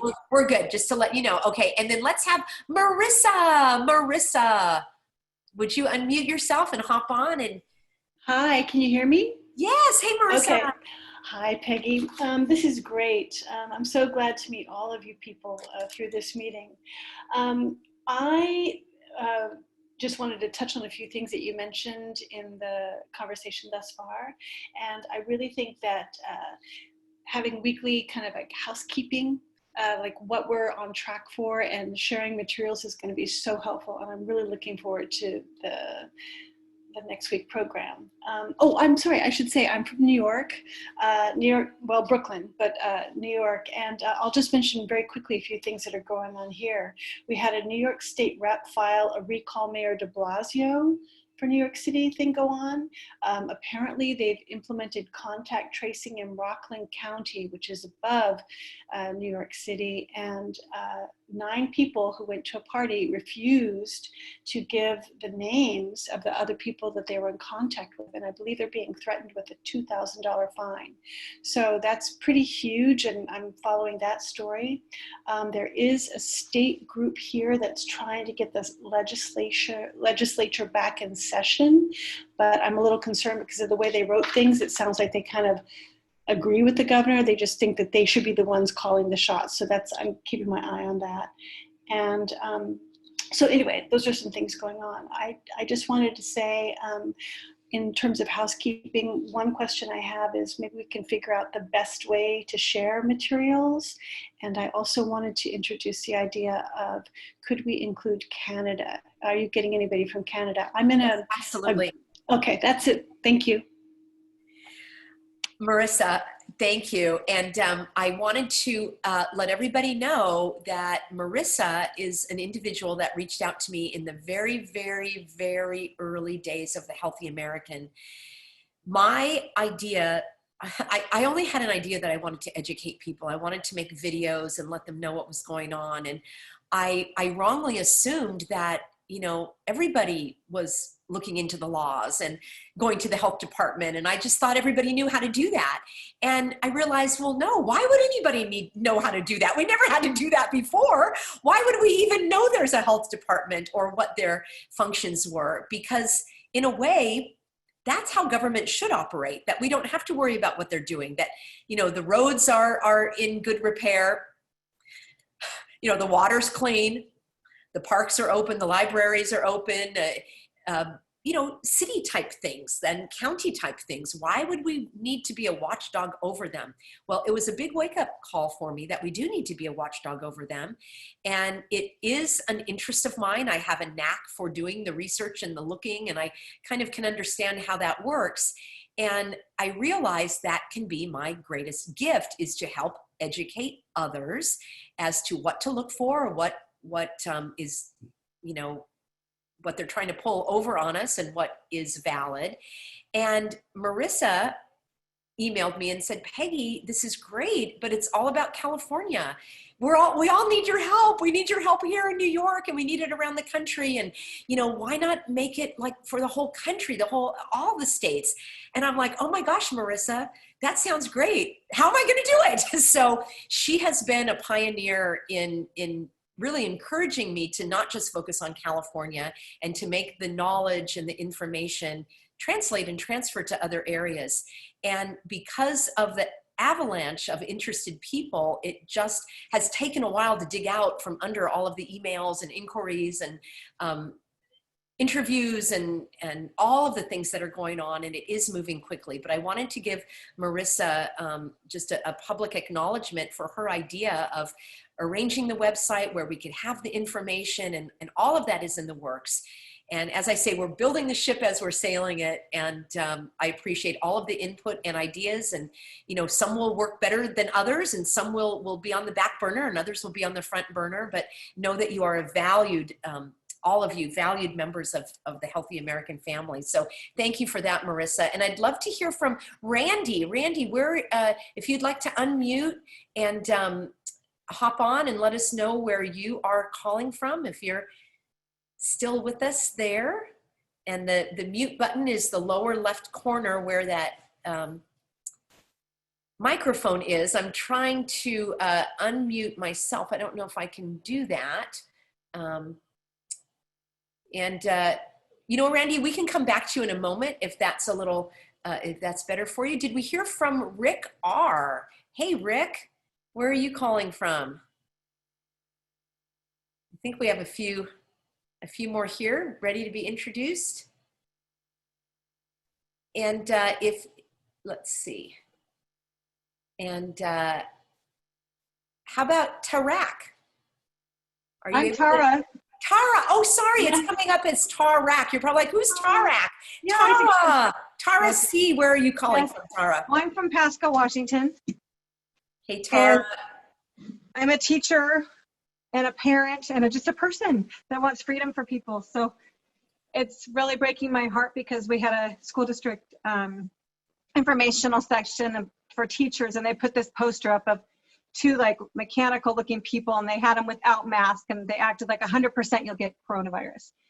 And then if one person wore a mask and one didn't, there was 50% chance you'd get coronavirus. And then if no mask, if you wore both masks, you wouldn't get it. And the blatant lies and shaming just put me over the edge. And I believe you have to educate, collaborate, and act.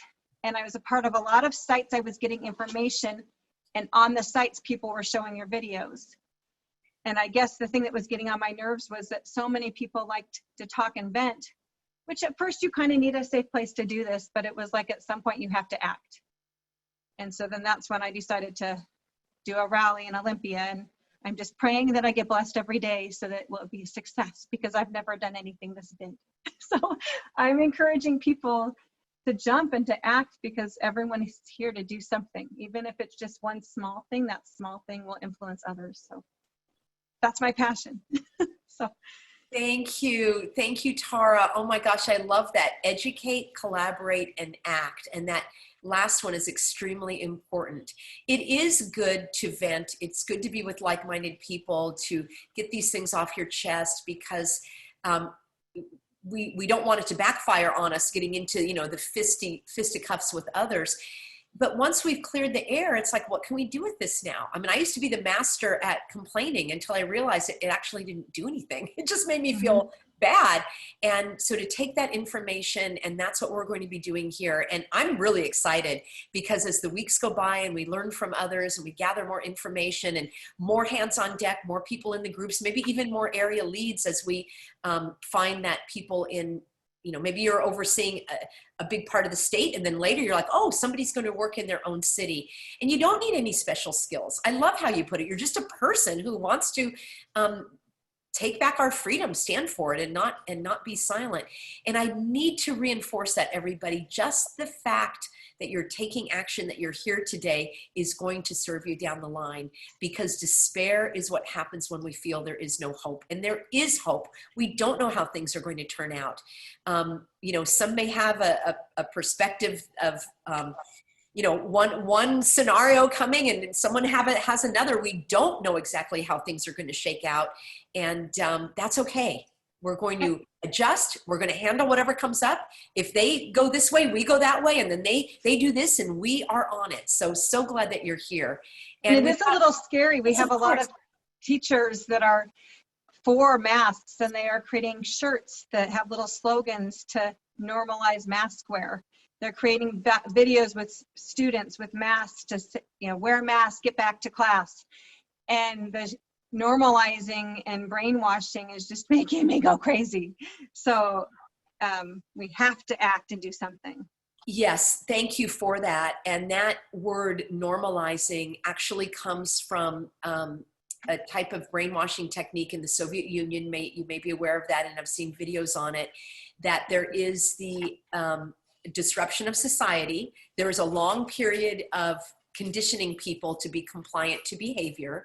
And, you know, you even think about public schools and lining up and going at the bell and having grades. And it's a very, there are advantages and disadvantages to that type of setup and learning. And then when you have the destabilization of society, which is what we're in right now, the division of people very strongly, visibly as well. I mean, it's brilliant in its demonic approach, in that there's a visual of who's on what side. You know, before you might go out to eat and you don't know if somebody, what political affiliation they have, or what their you know, level of income is. You don't know anything about them. But now, wearing a mask, you know exactly who is compliant, who is an independent thinker, who believes in science, who rejects it. It's very, very strong. And then the next phase is called the normalization, where they take the aberrant behavior, the unnormal behavior of, now we have to breathe germs and carbon dioxide, and we have to not be in community, and they're trying to create that as a normal behavior. And that's where we draw the line. It's just not going to happen. And so we can talk about tactics. Right now it's a little bit more strategy, like here's what we're going to be doing, and then we'll be rolling up the sleeves with some nuts and bolts. And, you know, I'm open to ideas as well. So thank you for that. Who else would like to speak? Hey, Kimber, would you like to hop on now and talk a little bit about you and me and what we've been doing? Sure. Hi. If you want to do video, Kimber, you're welcome to do that too. Kimber said, well, you can tell them what you said about us. Oh, like for what part? Oh, you're Julie McCoy. Yes. So I'm here. I'm very near where Peggy is at, here in Laguna Niguel, California. And so I came across her video just through someone sharing it on just Facebook. So as we all know, social media is a lot of pros and cons to that these days, right? So I go on, see what I need to see, and then hop off. So I came across and contacted Peggy, and I'm a mom too. And so here's the thing. I've had so many people say, well, oh, well, your daughter goes to a private school, you'll be fine. And I said, no, folks. Now, I don't want this to turn into where we're just all here for the school part of it, but this is the part that someone was speaking on, so I thought I would mention. For any parent that's in here or any person who just wants to speak on behalf of children and the masks, don't act like it's summertime and get to the pool and pretend like school, you homeschooled, you're just done with it, you're finished, you don't want to talk about it. If we go silent, and something just clicked over the weekend. I went home to Indiana and I was in Michigan and Chicago. And I gotta tell you, I know a lot of you guys someone said that they're from Chicago.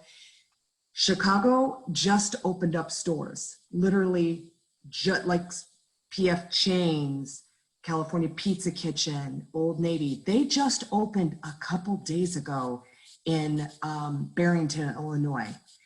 I was like, really? They're like, yeah, you would never see that in the news. Michigan City, Indiana. Now, I'm not discounting, just like Peggy said, we're not discounting COVID. We're not saying it doesn't exist. Michigan City, Indiana, I kept going like, where am I at? Because it's like it's not there. Half the people had masks on, half of them didn't. Grand Rapids, people are just living their lives. Wear one if you want to, wear one if you don't. And Grand Rapids, their governor is just a little bit below our governor in California here.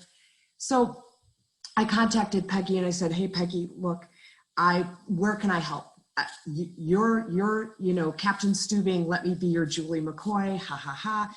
And for all of you who feel like you are on this and you just said like, well, I am one person, we just have to start connecting. And if this is the first call, we do one the next Monday. And I'm telling you, you stand your ground. I don't wear a mask. And that is pretty much, out of fear, you think you have to put one on. Go with what she says. It seems overwhelming. The next call, things will get a little bit more into action. And we just, before you know it, it's you start with one and you just keep going. But it's summer, so don't go on vacation. Live your life. But we have to stay, on top of this. It's super, super important. And my thing is, and I'll stop talking because Peggy, I can continue to keep talking. But Peggy, this is what I thought. Like I literally am going to do a video and say, this is exactly, I'm like, wait a minute. I have so many people like, oh, your daughter goes to private school, you're okay, you don't get government money. I am not quite sure. I know where our school says we're gonna go right now, but here's the thing. I am not gonna close my eyes, and I encourage any of you guys, you might be scared to have your child go to school right now, but why are we standing down? Why are we like, okay, I gotta homeschool, I gotta do this. Why are we making it so easy for them to make that classroom social distancing safe? If you are in a classroom like you are in California here in certain districts, you're in a classroom with 30 kids. How are they gonna social distance 30 kids?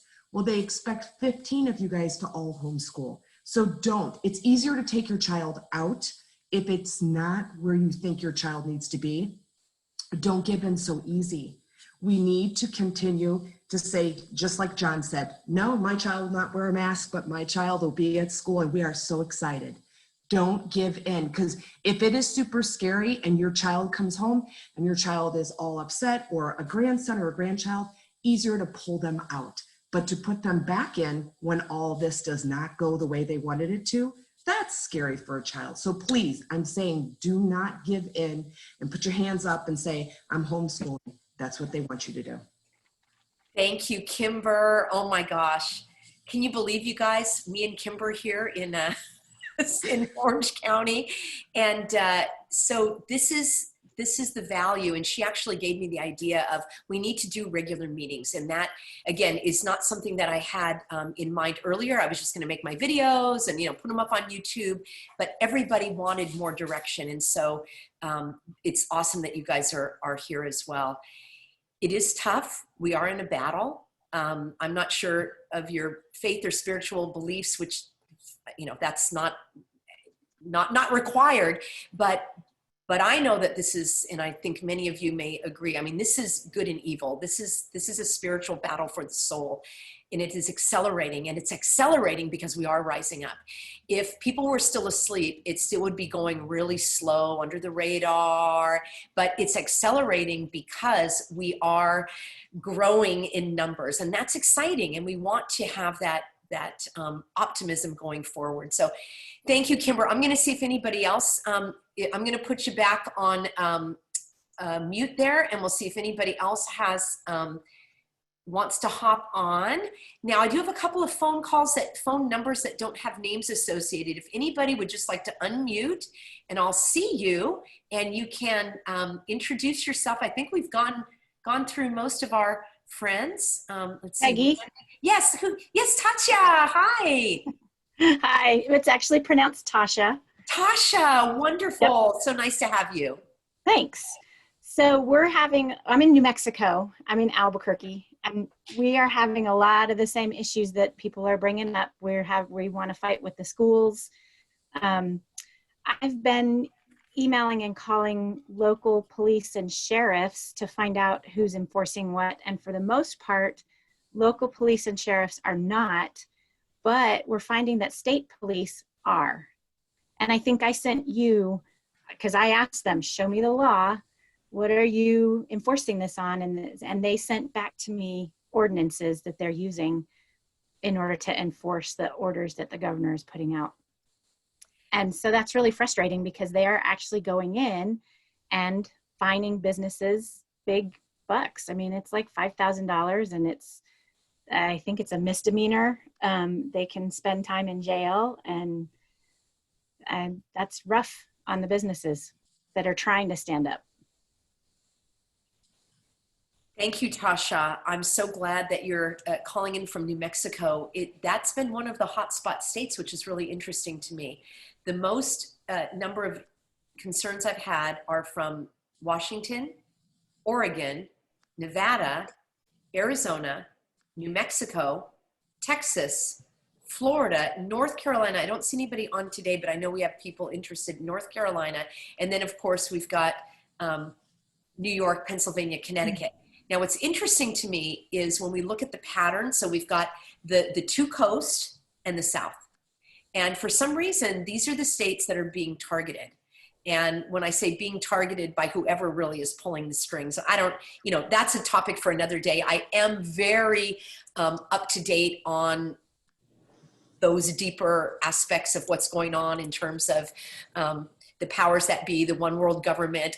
I've been following that for many, many years. And as I say, I'm just surprised at the acceleration and they're so out in the open with everything. They're not even trying to hide anything. So this fact that you're talking about the sheriffs enforcing fines and penalties on businesses, this is a huge effort that I want to take up in one of our weeks, and you can start thinking about it as well. I got a very, very interesting letter from a business owner in California who wrote a letter to the county board and the health department saying, by what authority am I now in law enforcement? I own a business and you are asking me to enforce a law on the patrons. Show me the authority, please. And they're waiting. I'm going to do a video on this because it's so powerful. We need to have every business owner rise up, contact the health department, the mayor, the city council, the board of supervisors or commissioners, whatever it's called in your area, and demand this very thing. Are they deputies now? Are they law enforcement? Are they getting paid to do this extra duty now as business owners? So again, we are going to catch them in their own lies, in their own tricks. There is no authority for a business owner to be a law enforcement, an extension of the law. So many of the business owners are intimidated. It's a type of mafia that's going on with these health officers and county boards and governors and mayors to enforce the long arm of the law because they are unable to do so. I'm going back again to my basic goal. The one goal that we all need to have is to uproot this tree of evil by focusing, and we'll talk about some of the messaging and how to go about it, but we have got to let them know that we know there is no emergency. And all of these orders, even if they were passed by a city ordinance, are unlawful because they were passed unlawfully. They were posed as an emergency order, and there is no emergency. So that's going to take some digging on your part in terms of what is an emergency, how is it defined, what's the Emergency Services Act in your state. You're going to be reading the law of your city council. What can they do in an emergency? The laws that I've read, the only authority a mayor has is through the city council and the sheriff to order an evacuation of the public. There's no evacuation. You cannot impose individual health behaviors on we the people. There is no law for that, what emergency or no emergency, even in California. So this is where our fight is, friends. It's going to help with the school, with the businesses, with the nursing homes, which is a horrible, horrible grieving for me to know that people are imprisoned. We don't know what's going on behind those closed doors. It's criminal. This is why I'm doing it. This is why you're doing it. I know we all have our areas that are touching us deeply. Is there someone else that I haven't had a chance to, we haven't had a chance. Oh, Elizabeth. Hi, Elizabeth. Yes, come on. Elizabeth, you can unmute if I haven't done so for you and introduce yourself. Hey, Elizabeth. Are you unmuted? Can we hear you?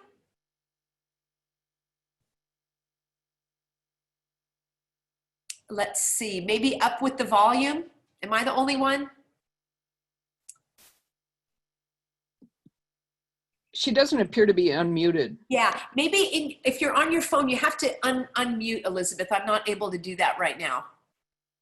Oh, there you are, but I still can't hear you.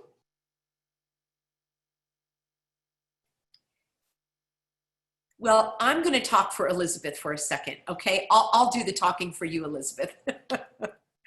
Elizabeth is in Santa Cruz, and she is active with an organization called American Revolution 2.0. Some of you may know it. She contacted me several weeks ago, and I went up and I was a keynote speaker for a rally that we had in Sacramento, a peaceful rally, an educational rally, a getting to know each other rally. Lots of good connections were made. And she will be in charge of a lot of the activity going on in Northern California. And then again, possibly there will be leads that will come out from that in some of the other cities, because are you on yet, Elizabeth? Are you able to? No, I still can't hear you. Sorry, we'll get that going. You can put something in a comment if you want to say it in a chat, and we'll get you that way. I know this is the technology, isn't it? And this is how they want our kids to learn. And I'm also teaching on Zoom at the community college, and it's horrible, just for the record, very bad, and not in favor of it whatsoever. And as a matter of fact, I am fully aware that, are you on, Elizabeth? I can hear you now. I think I might be now. Yay! Okay, let me just see if I can. Okay, now can you hear me? Good, I can totally hear you.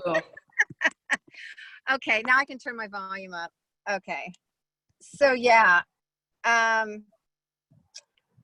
I was on twice. I was signed on twice on this. Okay, so yeah, I'm really happy to be here, and yeah, I am. I was really active as a protester, actually, like you, Peggy. In the very beginning, I knew something was wrong immediately. I was in LA where my daughter is, and then I was just going to be there for 2 days, and I ended up being in like 5 peaceful protests, and then connected up with American Revolution 2.0 and helped with the rally up there. But unfortunately, it was like timed with a really big one with Freedom Angels, and so it was a speakers rally. That's what I call it. Everybody just made a lot of great connections.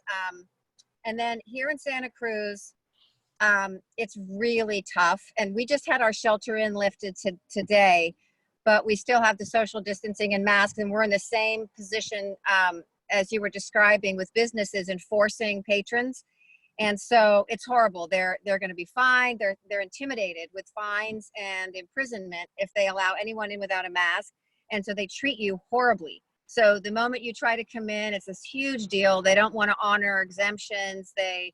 It's a real tough thing. But we have a very tight group here, and we all attend Board of Supervisor meetings. We write a lot. I've educated a lot of Peggy on the drip, you know. And they're not answering a lot of questions other than, well, we want to do what Newsom does. And if it's what Newsom does or tougher. So I just want to really be a representative and do what I can to, I want to work with other people in California and just see what we can do to lift this emergency order, which is the real core of what we're addressing here with Board of Supervisors is the illegal health order. So that's sort of what I'm doing. And then just working with you and spreading the word. I've just like told 1 million people, go listen to Peggy, you know, go to the healthyamerican.org, you know, and so we just have to keep at it. I wake every morning I wake up with a pit in my stomach, like, what am I going to do today? I can't stand this. And I will not wear a mask. And I, you know, I haven't. So that's the way it is. Thank you, Elizabeth. Thank you so much. Yeah, so thank you. Elizabeth was key in helping to launch my speaking and so forth. And as she said, we did rallies where we really made connections. So this is not violent protesting and, you know, hate speech. And all. I don't even like that word because how do we even define that? But you know what I mean. This is about education and activation. Right, and also getting you out there. And so we're going to have you on the radio here in Santa Cruz, KSCO 1080, everybody. You can get it ksco.com and stream it. Peggy's going to be getting interviewed on Stepping In. We're one of the last remaining talk show radios in the United States. And so anyway, we're really excited to have you on the radio. And, you know, because the more your voice is heard, the more people jump on the movement. So television, radio, just get you out there, you know. Anyway, so thanks for doing that. Thank you so much. Really appreciate it. And yeah, as what Elizabeth, to piggyback on that, it really is important to get the numbers and, you know, to let people know that they do have a role to play.